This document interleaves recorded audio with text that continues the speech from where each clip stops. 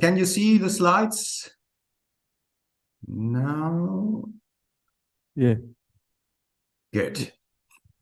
So, as Jonas Pagel introduced me already, I'm a professor at the University of Applied Sciences in Flensburg, and I just present myself very briefly, and that's around here, so to say, my career until now. I studied environmental engineering at the Technical University of Berlin in the 90s, and got a master there end of the 90s. Then I went to Denmark, to Copenhagen, the Technical University of Denmark in Copenhagen, and did my PhD there. And as you can see here, already on anaerobic digestion and bioprocess engineering. And so anaerobic digestion is the biological process of biogas production. So it's more than 20 years I've been working on that. And then I continued actually in the academic career first at DTU, then at Aalborg University in Copenhagen, but always within anaerobic digestion, within bioprocess engineering. And then later on also in biorefinery processing, connected to anaerobic digestion. What's that? I'm also coming to that later. And now I've been, since March 2019, professor at the Hochschule in Flensburg, and continuing on bioprocess engineering and process engineering. And not only anaerobic digestion, but also actually chemical process engineering. But still, anaerobic digestion, biogas production is still my top field, so to say. And as you can see here on the end, I finally also led about, or more than 20 research projects on biomass conversion into fuels and chemicals, with always focus on biogas production. So just that you understand, I have quite some background within within anaerobic digestion for biogas production. And I just want to show you here that, that's now 25 years ago. I did my master thesis, as I said, already on the anaerobic digestion and this co-digestion of olive mill effluents together with swine manure. And as I understand also, especially in Indonesia, it's not olive mill effluents, but a lot of palm oil mill effluents you have, so to say, as waste or residue, which has a high potential for biogas production. And then just to show you also that, that was in 2003, I did my PhD thesis on optimization of the biogas process of what we call OFMSW, which is the organic fraction of municipal solid waste, which is, so to say, the bio waste, the solid bio waste as we have it, now also in Germany, collected separately in a lot of, or most of the municipalities. So that's also a good ways to get a lot of biogas out. Now I would like to start with, within this topic, you call it green energy. We can talk a lot about, what is green energy? I take it as, on the one hand, renewable energy, so we can actually produce it on and on. Then it should be also sustainable, meaning that, this is mainly a topic of not harming the environment and future generations for exploiting this energy. And then it should be also CO2 neutral, so we don't have CO2 emissions from it.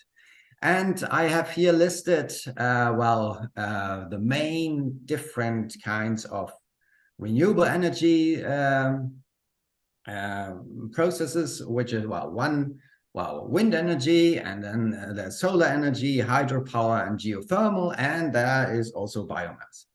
And well, in general, we can make different, so to say, well, forms of energy or exploit this energy in a different kind of way. And I want to, well, emphasize that, well, wind and solar and hydropower, well, we use in the first place for, so to say, just electricity production. I mean, it's a good thing, but well, what there is, well, we can in the first place produce electricity, renewable electricity from it.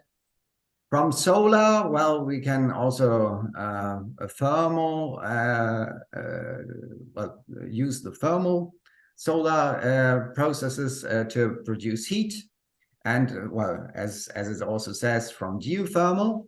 But actually, in comparison to all the others, biomass is, so to say, the one renewable energy resource which is quite flexible in what we can make from it. It can be in the first, well, or one thing can be a combined heat and power plant to convert it into electricity and heat. But then it's actually, we can also use it to convert it into different biofuels. And finally, well, biomass is also, so to say, the only, well, it's the carbon source which we can use for producing organic chemicals, so with carbon. So that's also to take into mind what biomass can be used for. And just to, well, show you this, well, as I said, well, electricity and heat, and then there's, well, for the conversion into different fuels, I would like to mention here, well, it can be, for example, biogas, bioethanol, and biodiesel.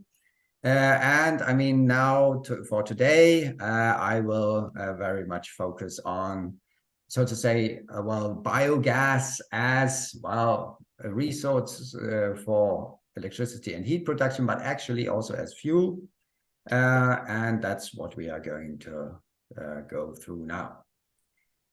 Just to, well, so to say, get the basics right, where does this energy in biomass finally come from?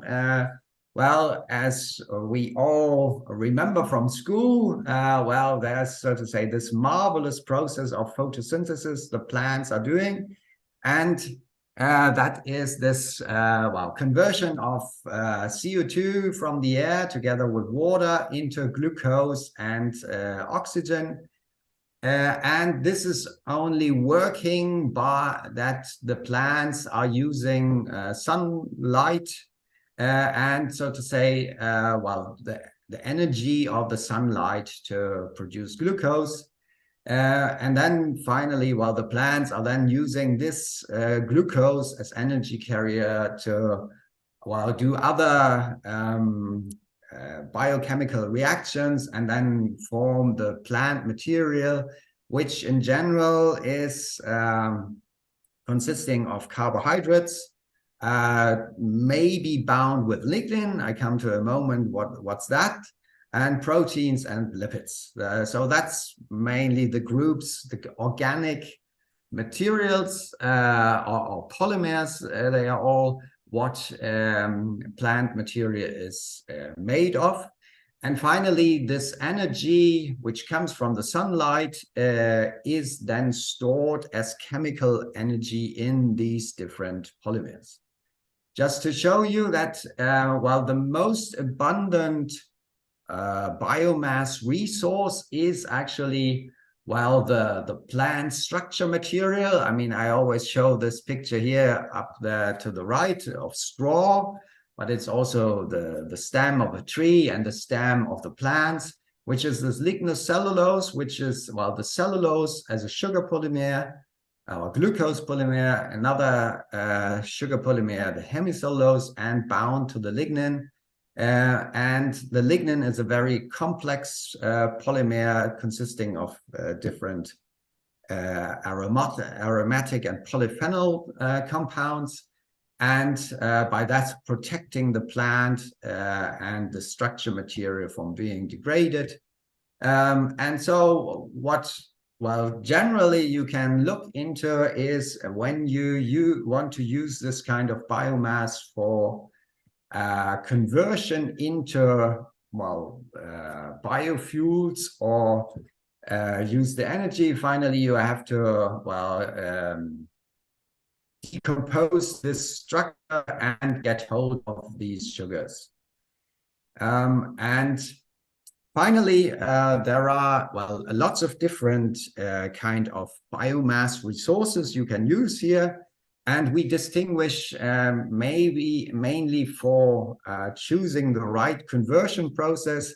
If this is more a wet based organic material, like, for example, industrial effluents, like as we have here, this olive mill effluent, actually, which is more in the water phase. But that would be also, for example, manure or actually sewage sludge. But on the other hand, well, there are also dry residues, and also, I mean, as I don't know, maybe Jonas Page has already told you that in Germany, well, a lot of biogas plants are actually using maize, which are really cultivated for this. And so, I mean, that is more a dry matter.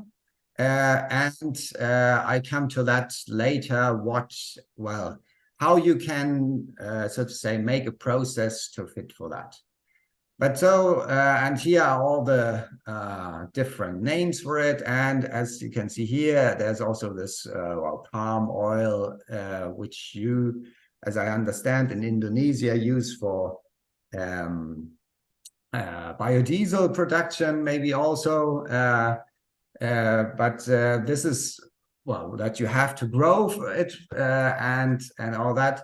Why I'm always more concentrating on these residues from agriculture or municipal waste and using there the energy for renewable energy production. Now, in general, there are three ways of, so to say, well, taking out this energy from the biomass, which is the physical processes, and the chemical conversion or the biological conversion.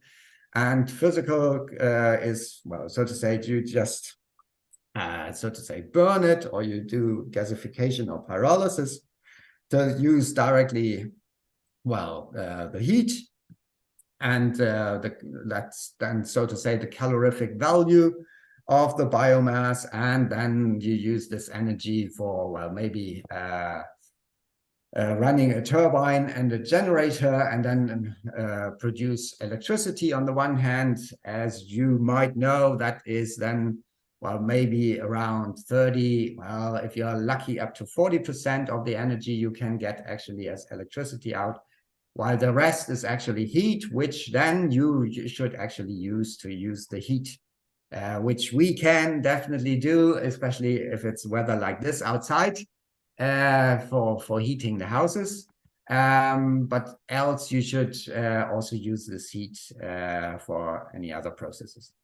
Then you can have pure chemical conversion processes, and there the typical one is the biodiesel production, where you have some kind of oil or fat and put it together with methanol to produce this well, lipid ester, and then you have this biodiesel. And then there are different kinds of biological conversions, for example, alcohol fermentation to produce bioethanol, or biogas fermentation, which is the topic of today, to produce biogas, which is consisting mainly of methane and CO2. But then you can actually also produce other things, like also hydrogen from it. But so the topic of the day, this biological conversion, and just to also, well, have one comparison to this energy processing or fuel processing compared to well, here solar and wind. As you can see here, well, it's much more complicated, so to say, to produce the energy, for example, electricity, finally from biomass, where in the first place you actually have to produce the biomass and then have to, well, harvest it, and then you transport it, and then finally you convert it into, as well, either you burn the biogas, for example, to produce electricity and heat. So it's a lot of different processes you have to do here, which actually also have their losses along the way, compared to, well, with a wind turbine, for example, you, so to say, just have to build the wind turbine and with a generator, and then you can, so to say, directly produce the electricity. And especially with a solar panel, it's, well, you just need an inverter and then you have the electricity.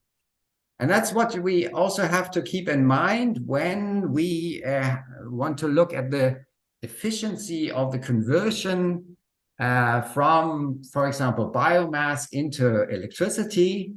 That, well, you can make some calculations how much or what area you need for producing so and so much energy per year, for example. And here it's actually, well, a rough estimation of the power density for the different technologies. So when we produce heat from solar, you can actually have well, produce 50 watt per square meter.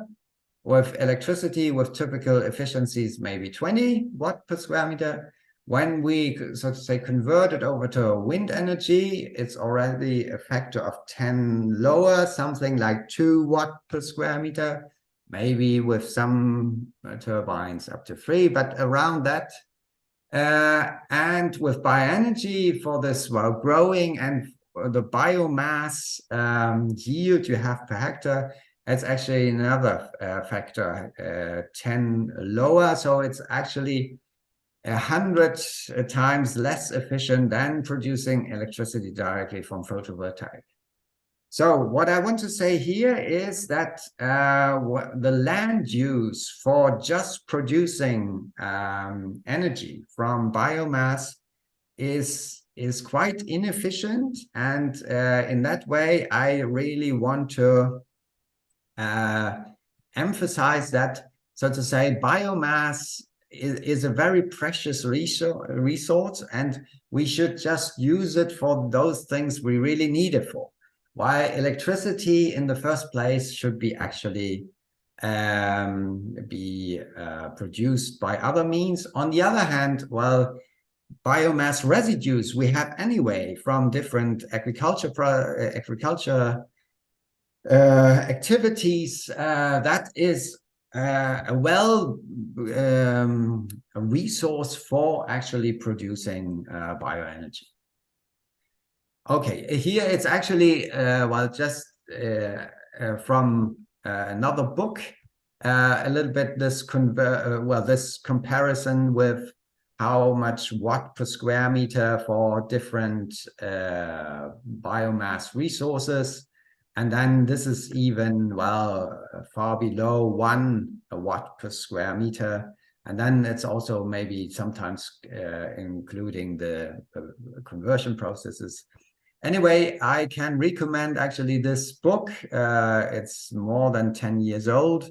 But anyway, it's fine. You can actually have a free download, and you can actually, well, it's, so to say, it's written by a British author, and he's, so to say, calculating, well, how much kilowatt hour you generally consume during 1 year, and how this can be produced from different renewable energy resources. Okay, now I come to the biogas process, and this is, as we have seen already, It's a naturally occurring process, with natural occurring microorganisms, and they are mainly, or they are everywhere where no oxygen is around.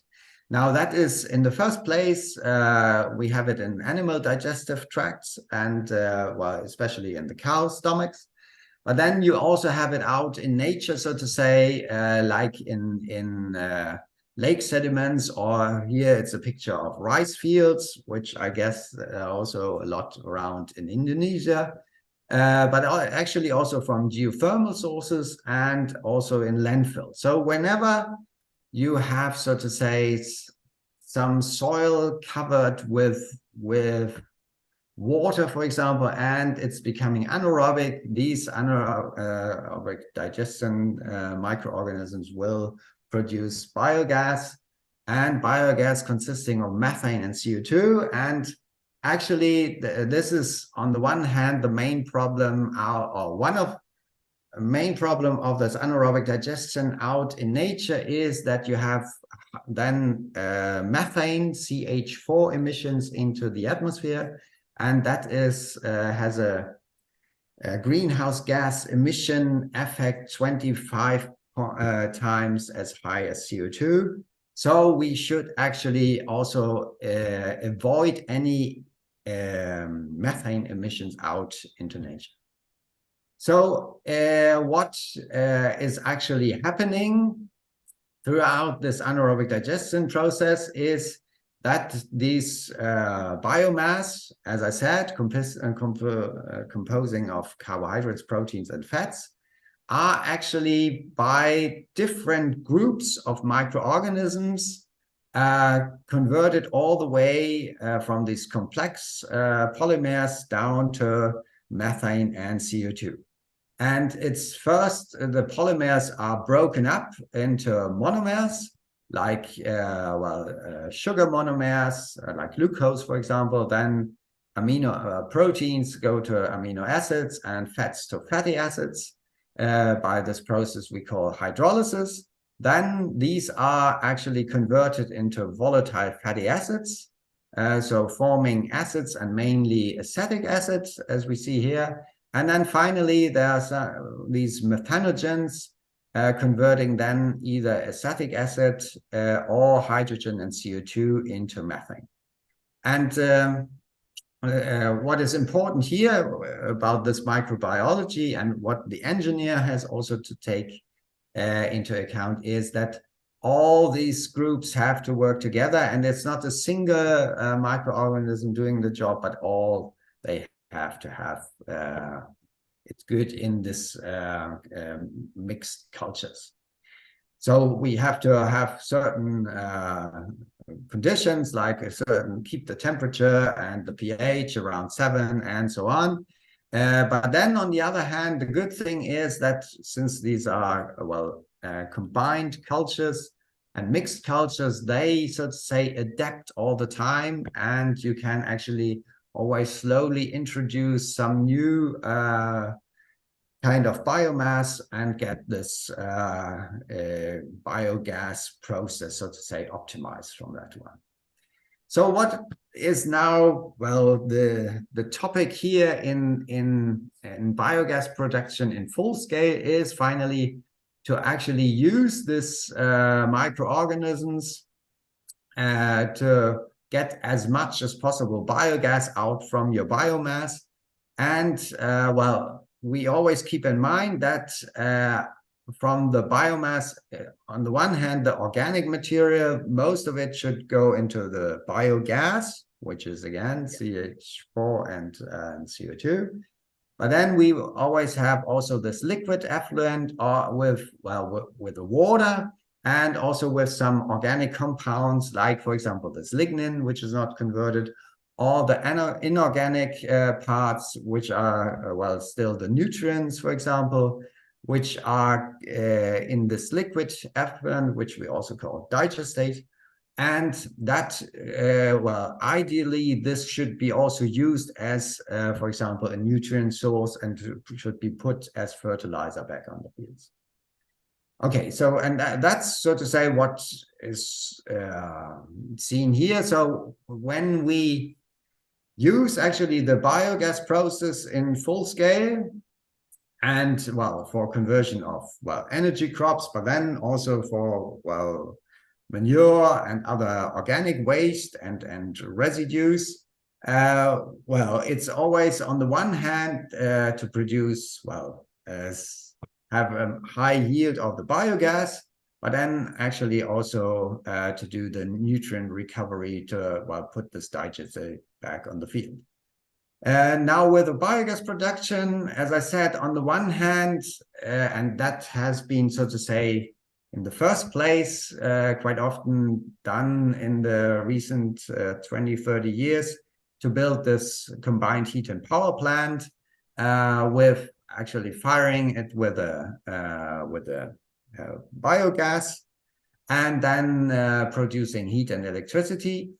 But on the other hand, it's actually, and that has become more and more the way to upgrade the biogas to biomethane, so to take out the CO2 and then have it, so to say, as a fuel, or actually put it into the natural gas grid. And then substituting directly natural gas. Now I want to give you some pictures how this process can be used in a very simple way, and then how it actually, what is more the high-tech way to do it. Now here's an example, quite some years ago, but anyway, it was presented on a conference, and I found it quite interesting, which is, I don't know, but I guess there are also elephants around in Indonesia, for example, that you just build the cylinder, so to say, put it wherever you find elephant dung in the area, put it on, and then finally you create this anaerobic conditions, and eventually the biogas will be produced, and then you can put a burner on and use it for cooking. Now a little bit more sophisticated way is, for example, the small-scale digesters in Costa Rica, where you cover the manure which you put out in ditches with plastic, and then you collect it on the one hand, and these are actually already used for running a motor and then producing electricity from it. And then there's this, as I understand, a very typical small-scale, family-scale or household-scale digester from India, or they are actually also existing in China, obviously, and maybe also you have them in Indonesia, I don't know, where it's, so to say, just a hole in the ground, and you put then the waste and on the one hand, and you have the dome on above the ground where, so to say, the gas is collected, and then on the other hand, on the other end, you collect this digestate to use as fertilizer. And here's some an example from Africa for conventional, available, small-scale biogas plants in this plastic containers, and by that you actually can have a little bit more controlled conditions. And this is quite often then the first use in these with these small-scale plants, that you use it as a gas for cooking, which is also a good way to replace, for example, that you use wood for burning.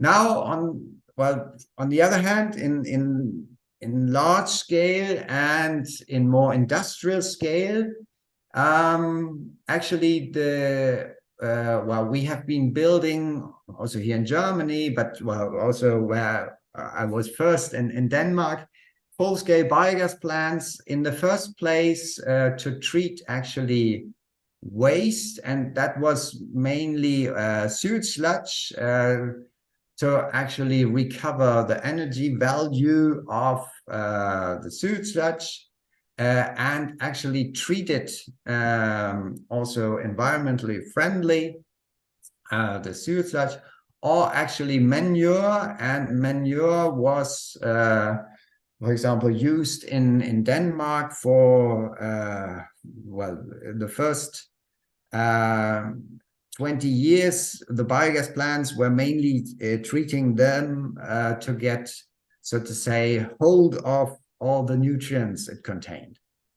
And then, well, recent or in the time being, so to say, more and more industrial wastes and organic waste and wastewater have been introduced. And then, well, in Germany, there had been this big program to use then energy crops for biogas production. But then you can actually also use, well, solid organic waste and, well, finally, where you have landfills, that you cover them and then at least you collect the methane from it.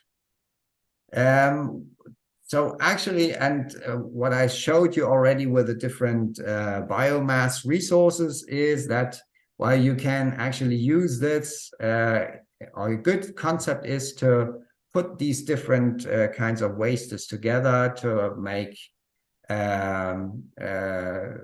produce then biogas from it. And well, this is typically made in a well, biogas plant where you actually have, on the one hand, well, organic waste, and then you can also maybe have manure and put together in the biogas plant, and then as shown before, you produce the energy, and then you well, here in a motor for electricity and heat. And then finally, you bring back the slurry to actually on the field. And then this is a typical combined heat and power plant attached to this biogas plant. Then you can also have, well, that's so to say the typical system here for this co-digestion, for manure, wastewater sludge, and then put in agricultural residues or bio-waste.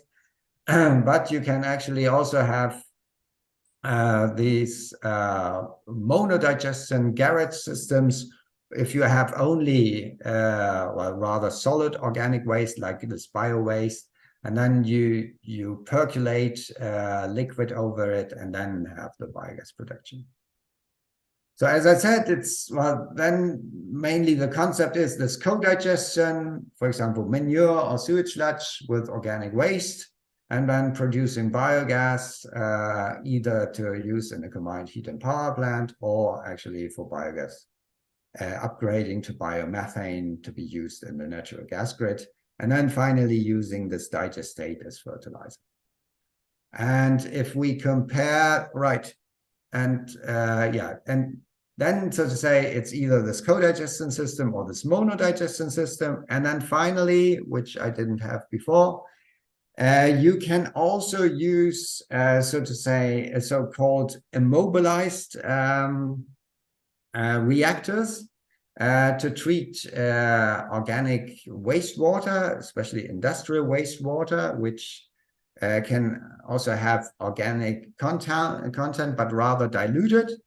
And you have then a sludge blanket in the bottom of active microorganisms, and then you put in the wastewater from the bottom, and then by that you actually can have a high flow through of your wastewater, and then, well, the biogas is produced within this sludge and then, well, released at the top, and then you take the biogas out, and then but the microorganisms still remain in the bottom of the reactor.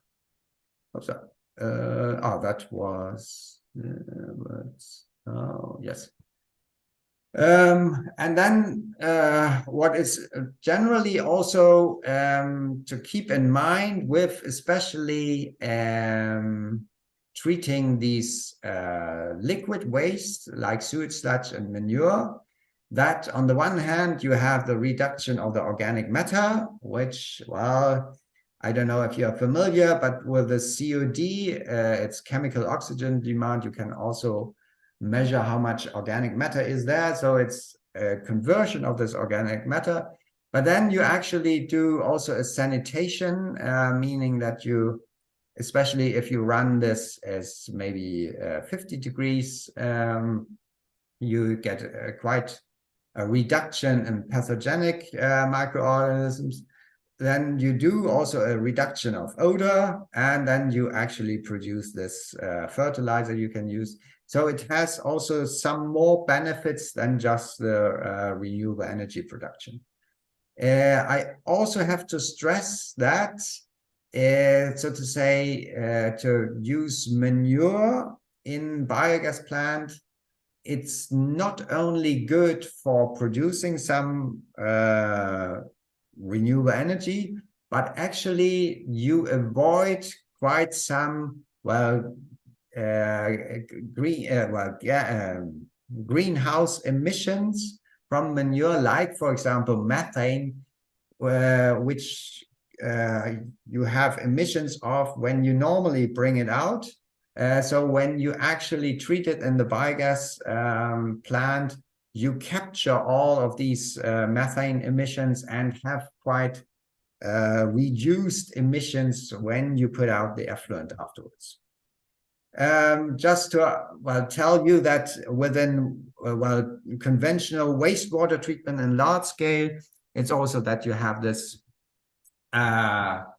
it's actually quite good to do this finally with the biogas of the sewage sludge, to actually, well, on the one hand, have these all these benefits from it, and produce energy on the other hand. Okay, just to give you a very quick overview for Germany, how much energy we produce from biogas. It's actually about, there was a report last year that, it was around 50 terawatt hour for electricity and heat.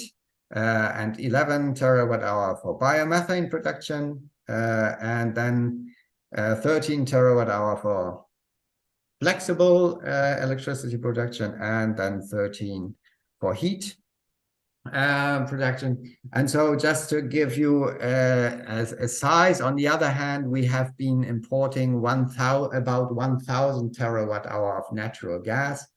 So it's actually just about 5%, but well, we are on the way.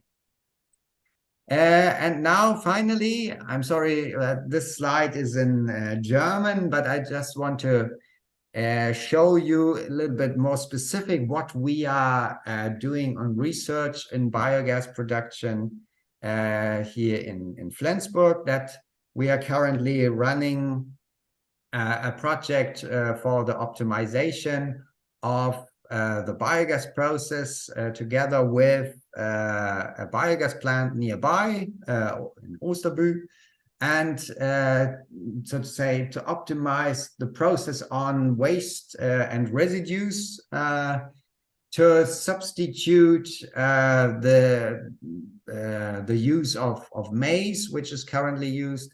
And then on the other hand, we are looking into the methanation of the CO2, which is still, well, up to 50% of the biogas, that we convert that also together with hydrogen into methane. And then we are also looking into how to optimize the process in full scale, that we actually put several farm scale biogas plants together.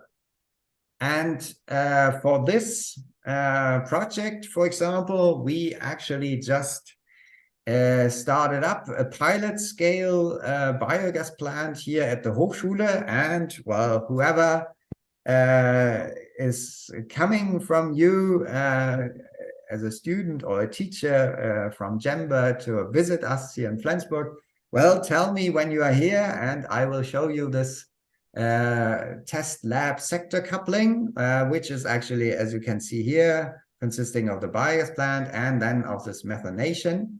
It's actually, well, the scheme is so to say here. So we produce the biogas with methane and CO2. Then we have an electrolyzer to produce hydrogen. And then we combine, so to say, the hydrogen with the CO2 to convert it also into methane.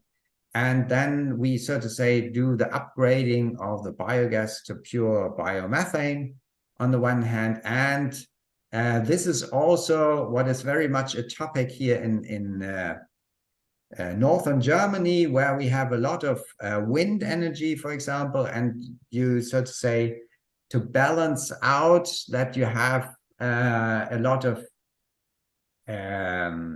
times, well, so to say, too much wind produced that it can go to the grid or serve the demand. Then you actually use this electricity to produce hydrogen. And then on the other hand, we convert the hydrogen with the CO2 into methane, because the methane is, so to say, the natural gas which can go to the ordinary natural gas grid instead of the hydrogen, which needs still also quite some new and more expensive infrastructure. Okay, so it's, yeah, as I said, it's on the one hand this optimization of the biogas process, and on the other hand the optimization of this methanation process, what we are looking into. Yeah, and this is this methanation test stand we are having here, and there are also, for example, done a lot of student projects on this to, well, look for the right process conditions and for the right catalysts and so on. And then I just, well, very, very quickly go into this final or another project we are running in that is on biorefineries, where the idea is, so to say, to substitute both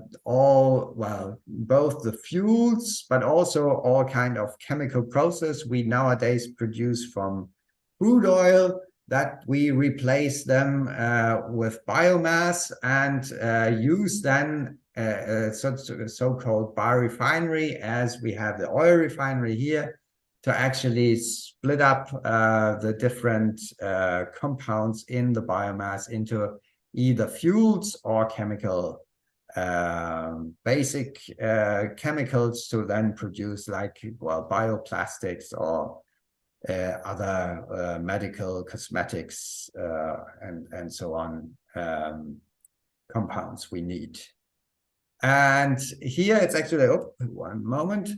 Here it's, in this context, it's actually very also, well, one thing to emphasize is that we should, when using a biomass, especially a biomass we cultivate, we should always look for the highest and most valuable products first. Like if you have, well, produce something for the pharma industry or food and feed, but then also, well,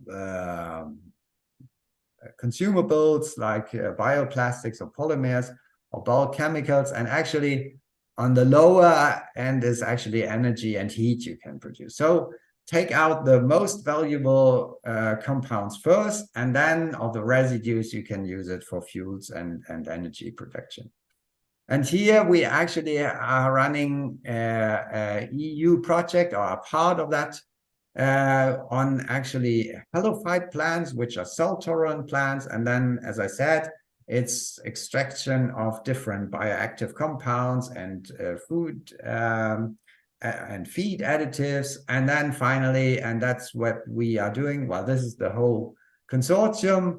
And what we are doing is here to convert it into the biogas, the residues, where Adila was actually the one doing all the work, and she's doing her PhD on that. And so for this is always, well, the biogas process is then finally good to convert it into the final, well, to convert it into biogas. Okay, with this, I would like to stop here, and then how do I stop? Right. Yes.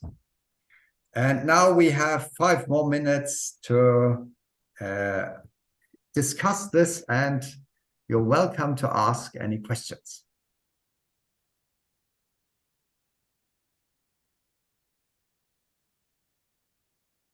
Thank you very much. Very great presentation. Again, for me again, because of that, we like to hear it. Yeah, are here any questions? There is one online, and maybe from the audience in the room. Kalau tak bisa bahasa Inggris, bahasa Indonesia tidak apa-apa. Maybe online first. Yeah, online first. Yeah, excuse me. Yes, hello. Okay, can you hear me? Yes. Okay, thank you so much for your presentation, amazing presentations, and thank you so much for the opportunity to give me space to ask you. Okay, in your first presentations, you explained that it is better for biomass to be used for more valuable products. And I want to ask you, why is electricity not valuable enough for biomass utilizations?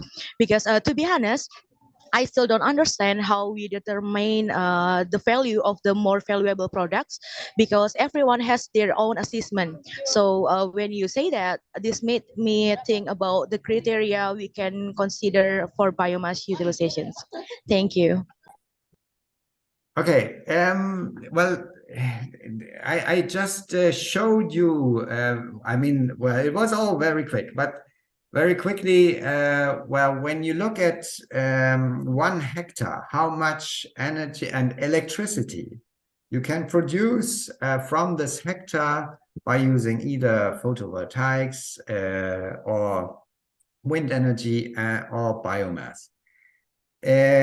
In this comparison, biomass, well, to convert biomass into electricity, as you also saw, it, well, there are several different steps to do it. It's actually very inefficient, and here we have to say that photosynthesis is not a very efficient process,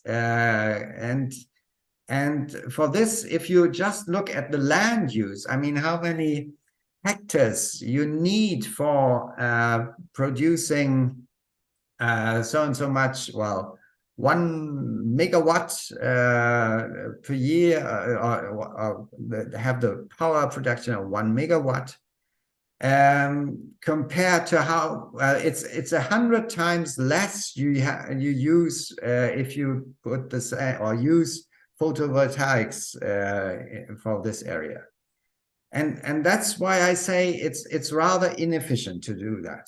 So we should actually, in that way, use biomass mainly for that what we cannot produce from the other renewables, and that's why I say, well, electricity we can produce from the other renewables, and that's actually their first and foremost process.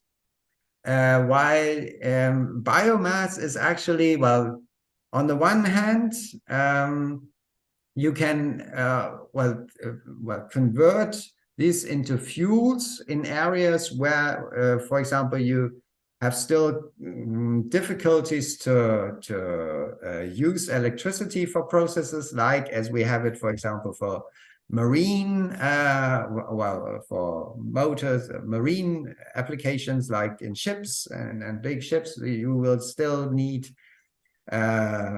liquid fuels in the future, or for example, for the aviation sector, then it might be those fuels you look into. And then on the other hand, I mean, well, we will still need the agricultural land mainly for food production. And so it should not go that way that we actually use,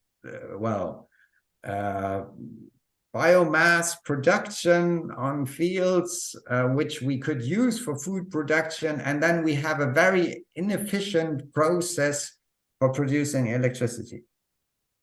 I hope that was answering the question. Okay, enough for me. Thank you so much, Prof. Hinrich. You're welcome. So a question from me, then we can use it very good for reworking trash we have. Yes, you mean for waste, utilization of waste and conversion of waste, right? Yes. Yes. And there we have to keep in mind that, well, you know, well, when you look at organic waste, well, what is also still mostly used is the composting process. And the composting process is, so to say, aerobic. So you put air in, and you should actually put a lot of air in to have a full conversion and not produce methane out in the compost pile, because then you have, again, methane emissions into the atmosphere. But then for composting, well, on the one hand, you use air to blow it in, which is energy intensive. And so to say, you only get a nutrient-rich fraction out, which is fine, but you don't use any kind of this energy value that organic waste has. And that is what the biogas process of this for the organic waste is good at. It's both for using the energy value of it, but then also for the nutrients if you use it then later as fertilizer. Thank you very much. Do we have other questions?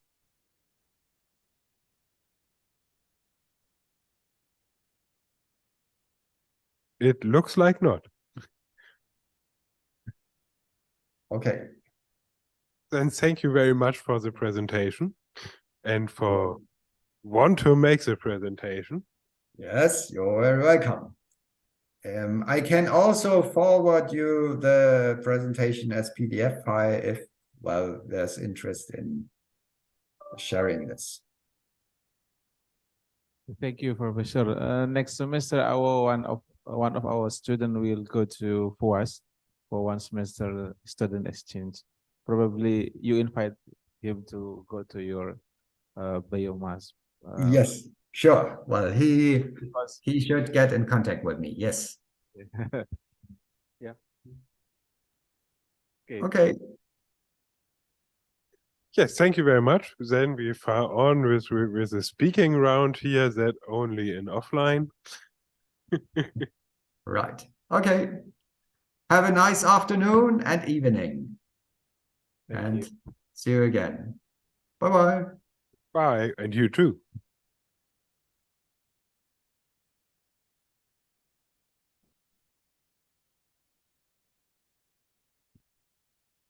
Perfect.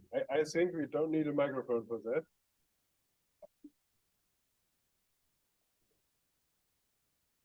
Ya, untuk yang di online kita sekarang akan diskusi secara offline bersama Yonas. Jadi mungkin untuk yang offline izin kami untuk online izin kami untuk mengakhiri, ketemu lagi insya Allah minggu depan di waktu yang sama jam 3 sampai jam 4. Terima kasih. Izin untuk mengakhiri. Okay, Yonas, now your time.